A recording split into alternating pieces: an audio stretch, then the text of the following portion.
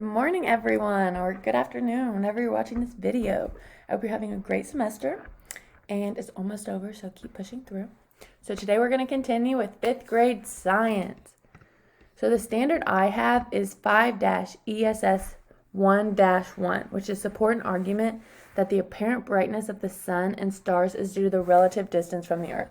So essentially everyone knows that the sun, where we get our heat and our light, is a star, but it's just a lot closer to us than the other stars we see at night. So that's why we see it more, or it's brighter. Some background knowledge that the student should have before coming into this lesson, or just have in general, is the sun is essentially a ball of energy. It's basically a ball of fire.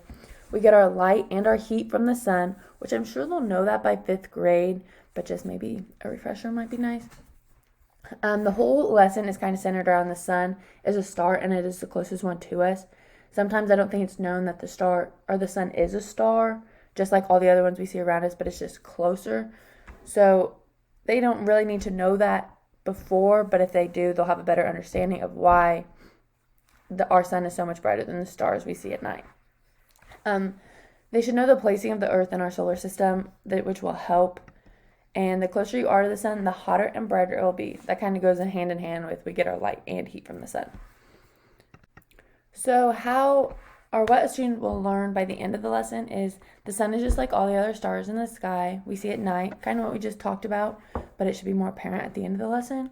And it is just the closest one to us, so that's why we see it the most, and why we get our heat and light from it, and why we get our heat and light from the sun and not the other stars. Essentially why we don't feel heat from the other stars, because they're so far away. So how I would start this lesson is I would start off by asking students guided questions, but really just like questions to get their mind thinking about the topic. So does anyone know how far away the sun is from the earth? They probably won't know the exact distance, but get them thinking like, oh, the earth is this many planets away from the sun, or you can kind of just tell if they know the order of the planets in our solar system. And then, is there another planet that is warmer than Earth? Why? So I think this one's a good one because you can tell if the students know that the planets that are closer to the sun are warmer than the planets that are further away from the sun. And again, this just goes hand in hand with the whole lesson. Like the closer you are to the sun or the stars, it'll be brighter than the farther away. So once you ask the simpler questions, move on to more complex questions. Again, just try to get the ball rolling with the conversation of the lesson. So is there any other objects in the galaxy like our sun? So this one you can see if they know that our sun is a star essentially. It's just closer to us. What are stars made of? What is the sun made of? Is the sun and stars you see at night essentially the same thing? Why or why not? I think all three of those questions kind of go hand in hand, because if you say what is a star made of, or like what is a star, you could say like, oh, like a ball of fire. What is the sun? Oh, like a ball of fire. Oh, a star and the sun are essentially the same thing. And then what are some reasons that the sun is brighter than the other stars? How can you demonstrate that using two flashlights? So this is when I would have the students break out into partners or like even individually, and they would write down some of the reasons that the sun is brighter than the other stars and like we see at night, and then how they would demonstrate that.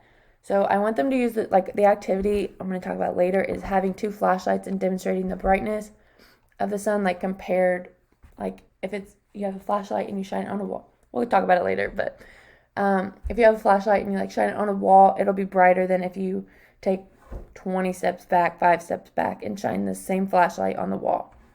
So I want them to come up with ways that they can show this, but without me like giving them the way. So then after they do this, I wouldn't have them do the activity right away. We would go into watching like a few videos, which I can pull up right now. So this video talks about how the sun looks from different planets. Again, just so the students can tell. Like the closer you are to the sun, the brighter and hotter it will be. So I thought this video would just show that. So here we go.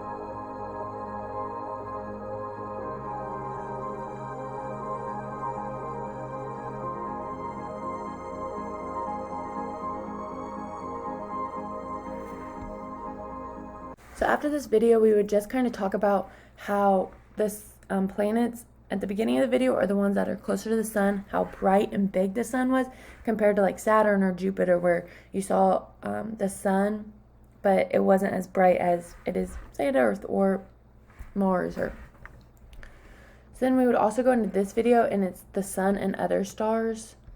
I'll go ahead and play that. There are billions of stars in our galaxy and trillions of other galaxies in the universe, containing billions and even trillions of stars. But is our yellow dwarf star special when compared to other stars? Well, first of all, as far as we know, our sun is the only star that has a habitable blue planet in orbit around it, teeming with complex, intelligent life. There are stars hundreds of times larger than the sun and dozens of times smaller. While our sun is an average-sized star, it may still be oddly massive. That's because more than 3/4 of all stars are less massive than our sun, at least to our knowledge.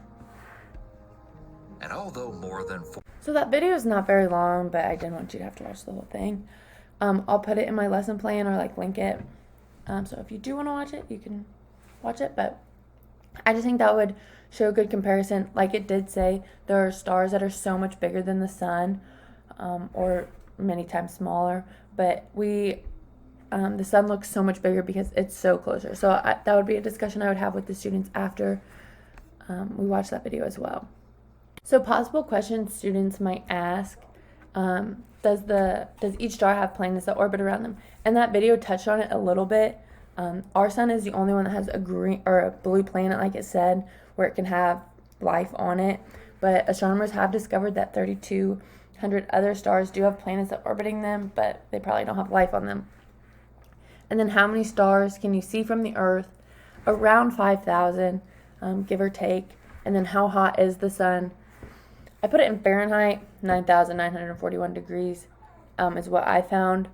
I just thought those would be possible questions. So if you had an idea of them, or even you could just talk about it before the lesson to get the students interested in the topic.